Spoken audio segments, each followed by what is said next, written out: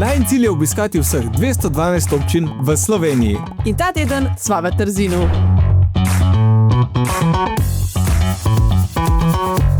To je najina pot, ki nama bo vzela približno 25 minut.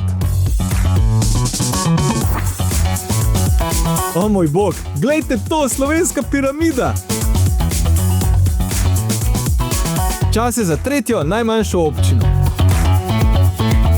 Tukaj je še trenutna lestvica. Danes bo top 10 za film.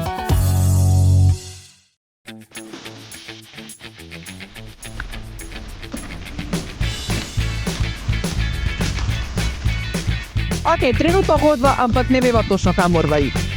Upam, da vse najdeva pot.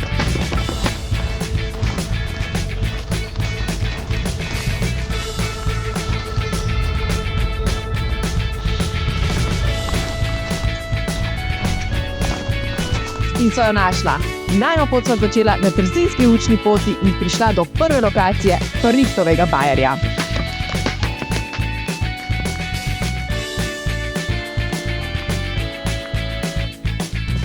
Kot vidite, je Trzin večinoma poraščen z gozdom in ima veliko lepih sprehajalnih poti. Med priljubljenimi so trim steza za tekače, trzinska učna gozdna pot in pa učna pot Tonger. Trim steza je tik ob bajerju in ima 20 postaj. Danes se ne bo prehodila, ker je zunaj mrzlo in vse je zmrzeno.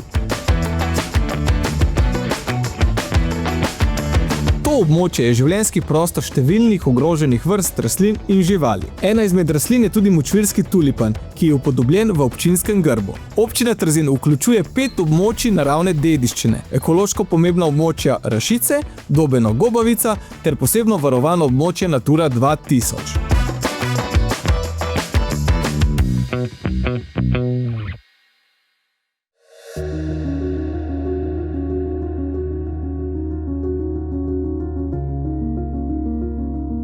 Trzin je imel pomembno vlogo v osamosvojitveni vojni leta 1991.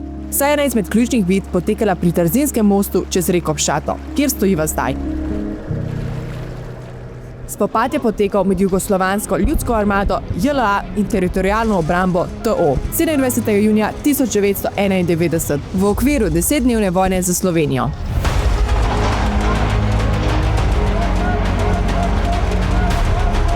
V bitki so umrli 4 vojaki JLA in en pripadnik TO.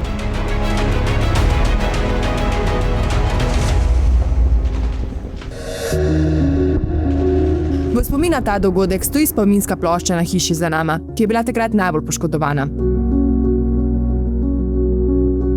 Našla pa so tudi steber s slovensko zastavo.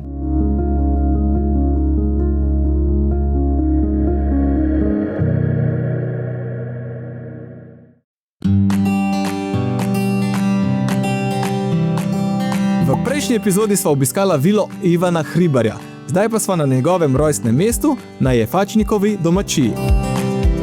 Prvotna hiša je pogorela, leta 2008 pa je občina kupila posestvo in ga preuredila v kulturni spomenik.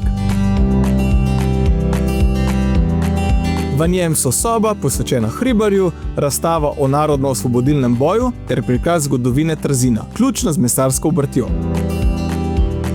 Muzej je interaktiven, namenjen otrokom kot odraslim. Žal je zaradi lanskih poplav trenutno zaprt.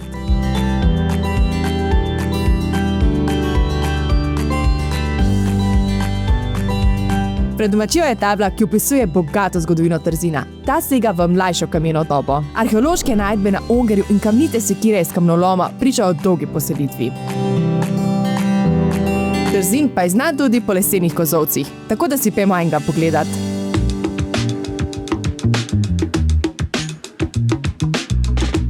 So prišla do Tomšonovega toplarja, ki je v bistvu muzej na prostem. Tukaj so razstavljena različna orodja, ki so jih nekoč uporabljali pri kmetovanju.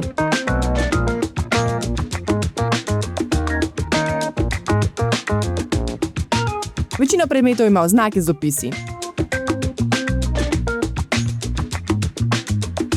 Videla so na primer orodje za sajenje krompirja iz 50 let prejšnjega stoletja.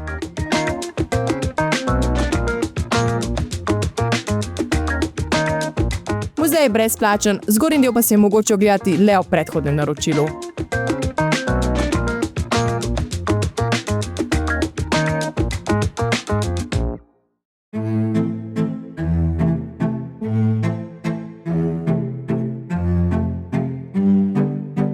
Najpomembnejši kulturni in umetnosti spomenik v Trzinu je cerkev svetega Florijana, zgrajena sredi 14. stoletja. Prvič je bila omenjena 1526. Leta 1902 je dobila stalnega duhovnika, od 1. januarja 1974 pa je samostojna župnija.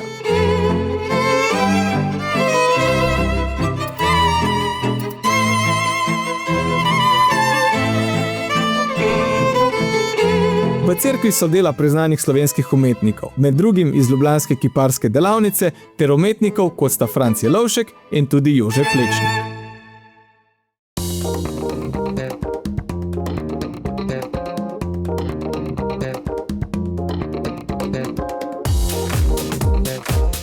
In pa za nami stoji tako imenovana slovenska piramida. V resnici gre za poslovno stavbo v industrijski coni. Ni posebnih aktivnosti za obiskovalce, je pa vse zelo zanimivo za fotografijo. Na vse zadnje ne vidiš vsak dan piramide v Sloveniji. To je to za današnji video. Občina 10 od 212 končana. Na najini lestvici uvrstiva Trzin tik za Preboldom. Všečkaj ta video in se naroči na najin kanal za več novih epizod.